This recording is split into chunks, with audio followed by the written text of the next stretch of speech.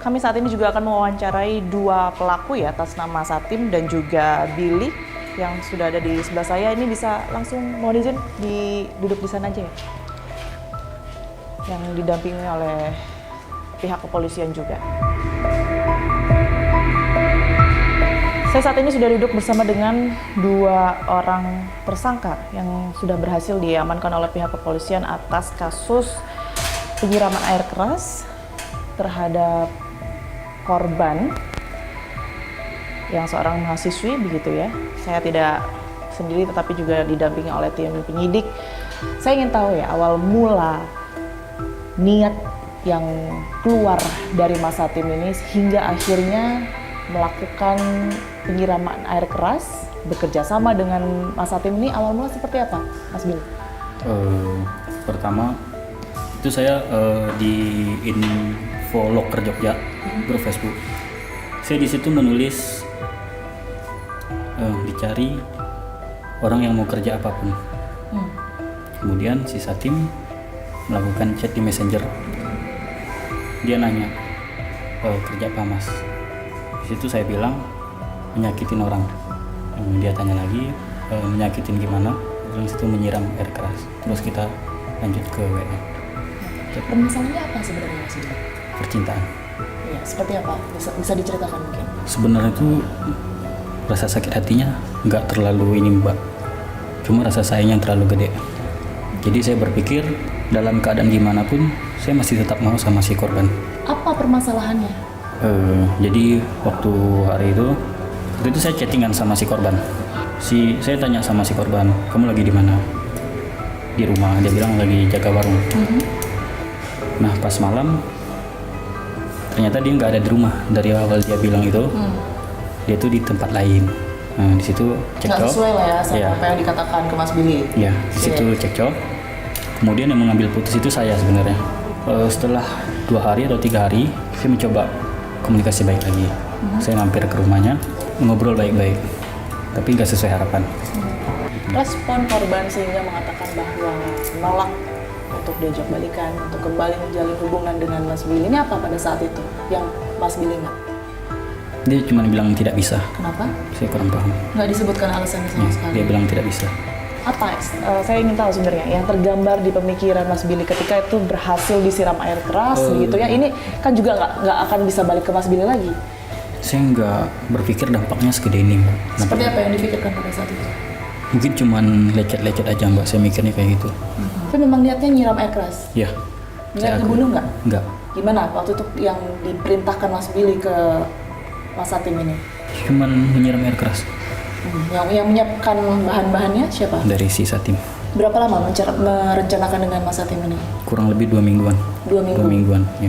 Akhirnya pada tanggal 12 Desember, itu saudara Billy ini posting di Facebooknya dia dicari seseorang yang mau bekerja apa saja. Nah, kemudian ditanggapilah oleh yang namanya Satim ini. Direspon, kemudian pembicaraan berpindah melalui WhatsApp, melalui WA. Dari WA itu saudara Satim, eksekutor ini tanya pekerjaannya apa. Nah, kemudian si Billy ini membuat suatu cerita bahwa dia mengaku sebagai seorang perempuan. Karena komunikasinya lewat WA, hanya tulisan, dia mengaku sebagai seorang perempuan bernama Senlung. Dan dia ini bercerita kepada eksekutor ini, saudara Satim ini, bahwa dia dikhianati suaminya. Suaminya ada hubungan dengan pelakor. Disepakatilah janji caranya dengan air keras, si yang mencari adalah eksekutor sendiri, kemudian disepakati dengan biaya 7 juta. Apa yang mendorong pada saat itu merespon ya status dari Mas Billy? Saya memang posisi nganggur, kepepet ya. Kerjaannya apa sebelumnya? Saya sebelumnya di Warmindo sama jaga kos. Jadi secara acak aja itu melihat Facebook terus tiba-tiba ada status itu? Awalnya sih iniin loker, tak kira loker apa gitu. Ternyata nyakitin orang. Setelah itu lanjut ke WA. Ternyata setelah lanjut ke WA, ya itu apa? Nyakit orang dan nyiram air keras begitu. Mohon maaf, pernah melakukan pekerjaan ini juga? Belum. Nah, karena nggak pernah ini bukannya apa ya? Ada keraguan karena sebelumnya nggak pernah mencoba dan kalau bisa dikatakan perintahnya ini kan bertolak belakang ya dengan pekerjaan Mas sebelumnya yang Tetap sih setiap saya itu rasa takut itu ada, tapi ya memang waktu kejadian momennya itu kayak pas banget, pas hujan, sepi gitu loh. Itu langsung yakin bahwa oke, saya kayaknya bisa nih melakukan apa yang disuruh oleh Mas Billy. Iya, karena sebelumnya kan gagal terus, posisi korban nggak ada di lokasi, dan ketika itu pun saya memang merasa takut sih. Apa yang ditakutkan? Ya takutnya kan saya ketahuan sama warga gitu, atau dikejar begitu. Apa yang dijanjikan oleh Mas Billy pada saat itu?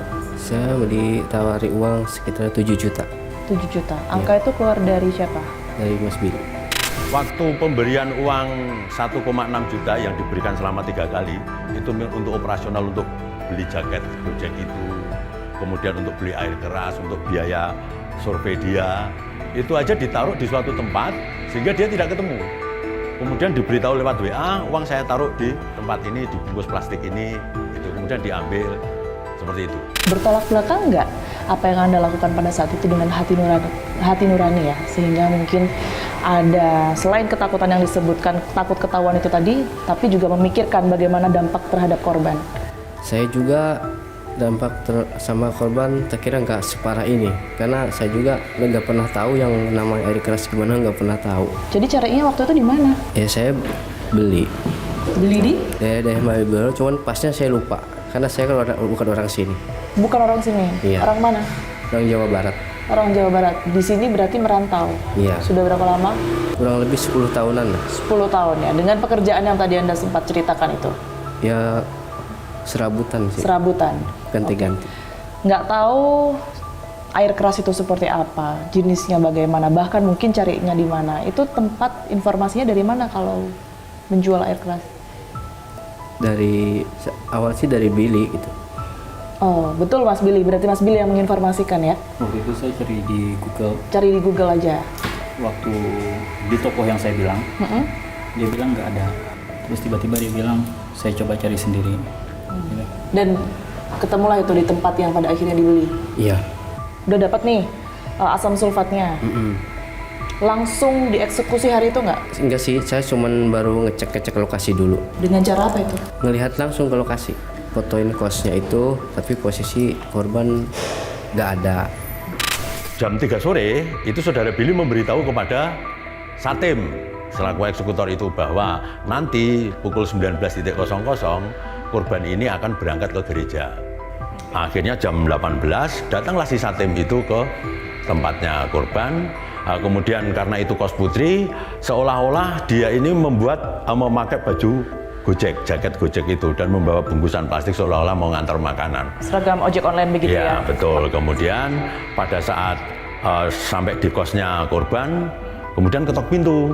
Karena pintunya nggak dikunci, langsung dibuka oleh si eksekutor ini. Kebetulan korban ini sedang persiapan habis mandi, persiapan mau ke gereja. Langsung disiramkan, langsung lari. Saya biasanya sih sore, kadang Sekitar jam 2, jam 3 itu. jam 2, jam 3. Berapa Sampai lama jam di 4. kos korban untuk 3. melihat gerak-gerik dari korban ini? 3 jam, kadang 4 jam sih. 3 jam nongkrong gitu ya di situ. Sambil ngapain tuh Mas? Biar nggak dicurigai. Ya sambil, kan ada warung kopi di sana, sambil ngopi gitu. Sempat nggak ada yang curiga tapi? Mungkin dari kos atau dari warga sekitar? Enggak sih, soalnya kan itu saya nongkrongin di Warmindo, di warkop itu. Jadi orang-orang di sana cuek-cuek aja? Iya, dikiranya saya warkop. Selanjutnya saya baru menggunakan jaket ojol. Pakai jaket ojol itu berarti di hari eksekusi aja? Sebelumnya. Sebelumnya? Dan hari eksekusi itu saya baru dikasih tahu sama Mas Billy. Dikasih tahu apa? Kalau korban sekarang posisi udah ada di lokasi. Nah, Mas Billy, informasi kalau korban ini ada di kos dari mana? Feeling aja mbak. Feeling? Ya, karena kan itu tuh harusnya ibadah.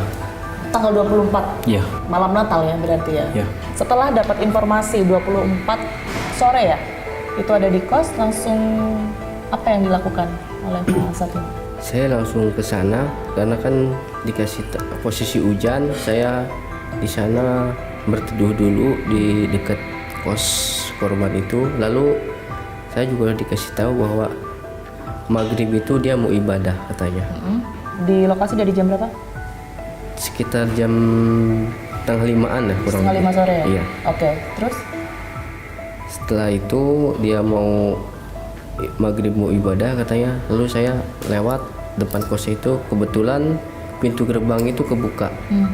Dan kamar dia itu memang udah udah kebuka sedikit. Dan saat itulah saya langsung menyiramkan. Informasi kalau itu adalah kamar korban ini dari mana? Waktu sebelumnya kan saya pura-pura nganter ojol itu, terus dikasih tahu sama kamar sebelahnya itu. Setelah itu coba masuk langsung tepat di kamar korban. Berapa lama ada di kamar korban sampai akhirnya menyiram? Sebentar kok, cuman berapa menit langsung disiram. Mas Satim siram di bagian apa pada saat itu? Saya nggak melihat bagian apa-apa karena saya pun merasa ketakutan gitu. Karena posisi pintu terbuka, saya langsung gini udah lari, saya nggak melihat bagian apanya enggak. Karena saya pun gelasnya pun saya tinggal di sana juga. Apa yang Mas Satim dengar dan lihat pada saat itu, reaksi dari korban? Dia berteriak kayak kesakitan. Bilang apa? Cuman oh gitu aja. Saya lihat juga ada bagian dari tangannya Mas Satim ini. Ya. Ini kena cairan juga. Iya, ini kena. Gimana bisa ini ceritanya? Karena saya pun nggak tahu ya kan setajam ini gitu. Kalau air keras itu. Ini kenanya waktu nyiram? Iya, waktu nyiram. Setelah berhasil menyiram, komunikasi yang dijalin dengan Mas Billy seperti apa? Nginfoinnya kalau udah berhasil? Saya sempat menginfokan tapi nggak ada balasan dari Mas Billy. Apa yang dikatakan Mas Satim? Ya ini tugas saya udah selesai, terus ini gimana masalah pembayarannya? Tapi nggak ada balasan, respon nggak ada. Sama sekali? Iya. Apa yang terjadi setelah itu Mas Billy? Sebenarnya saya ketakutan Mbak waktu itu. Kenapa? Ini ketakutan keadaan korbannya gimana. Di situ saya ketakutan, saya nggak berani pegang HP juga. Ya itu Mbak, makanya saya nggak ada respon dia. Sama sekali, berarti sampai pada akhirnya diamankan oleh pihak kepolisian nggak ada komunikasi sebelumnya? Oke, siapa yang duluan diamankan pihak kepolisian? Di mana waktu itu? Di rumah sakit. Kenapa di rumah sakit? Jadi waktu itu, Apa yang dilakukan di sana? waktu saya ketakutan, orang tua si korban nelpon saya, menyuruh saya untuk ke rumah sakit. Sebenarnya di situ saya bingung Mbak, yang ngelakuin itu saya, tapi yang dipercaya sama orang tuanya ke rumah sakit itu saya. Tapi saya tetap ke rumah sakit, dalam itu saya diinterogasi, langsung dibawa ke sini. Kalau dari Mas Billy, tadi sempat ada momen Mas Billy ketemu sama orang tua tapi nggak menyampaikan apa-apa, mungkin waktunya yang terbatas. Kalau sekarang diberi kesempatan, mungkin bertemu langsung, ada yang ingin disampaikan? Mungkin kalau bisa, pengennya ketemu kedua belah pihak keluarga aja, buat saya harus tanggung jawab gimana. Makanya saya berharapnya kedua belah pihak keluarga bisa dipertemukan. Tapi Mas Billy tahu kan kalau kondisi dari korban saat ini sudah nggak mungkin lagi bisa beraktivitas seperti semula. Mengetahui hal itu, ada respon? Sedih Mbak, Itu aja. menyesal. Mas Billy dan Mas Satim, terima kasih sudah mau bercerita ya. Sekali lagi apa yang kalian lakukan ini tentu kalian harus bertanggung jawab atas apa yang sudah dilakukan. Jadi kalau ide ini sudah direncanakan oleh si Billy. Jadi otaknya itu si Billy itu. Meminta untuk kemudian ini disiram air keras ini, cara ini adalah dari Billy. Atas permintaan Billy, termasuk memberitahukan kosnya, kemudian caranya, jam D-nya ditentukan oleh Billy juga, supaya nanti pada saat dia mau ke gereja itu dia persiapan. Rencananya memang korban ini mau ke gereja malam hari itu karena pas malam Natal. Ancaman hukuman yang dijatuhkan pelaku? Kami kenakan ancaman hukuman yang penganiayaan berat. Pasal 355 ancaman hukumannya 12 tahun maksimal. Pada kasus ini adalah isu yang terkait dengan Gen Z, di mana kepekaan, empati itu menjadi sangat